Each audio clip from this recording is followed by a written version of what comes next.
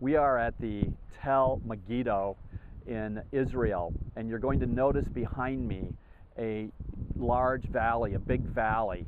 And Megiddo is a high place. It's a hill, a very large hill that's looking down on the valley of Megiddo. For us in Scripture, we would call this the Valley of Armageddon. We have here a number of battles that have taken place here through history because Megiddo was a great trade route, and it was an area where roads cross-section for caravans going to Syria or going down to Egypt. And so this high place became, this hill became important as a strategic place at protecting the property of the king of Israel.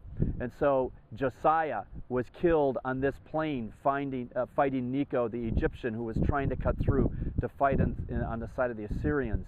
And Solomon, earlier, this was Solomon's chariot city, because Megiddo was one of the wonderful places that ye could have here that would protect the countryside. One of the neat things about this valley of Armageddon, or the valley of Megiddo, is that on the opposite hill, on the opposite ridge from here, is a town. That town is Nazareth. So every day that Jesus, as a little boy, was growing up with his father Joseph and mom Mary and his brothers and sisters, he would look down in this valley and he would be able to see Megiddo, this big fortress on the other side, the ridge opposite. So he would see the kings. This would have been at that time Herodian. This would have been a Herodian fort, and he would have known that. All of this area, Jesus would have wandered as a child, and this was his hometown. What's really neat about this mound, this hill, is there are 29 civilizations that are layered here. So the first established community took place in 3500 BC. That was 1,500 years before Abraham was given the call by God to come to this promised land. And so civilization upon civilization built on this hill.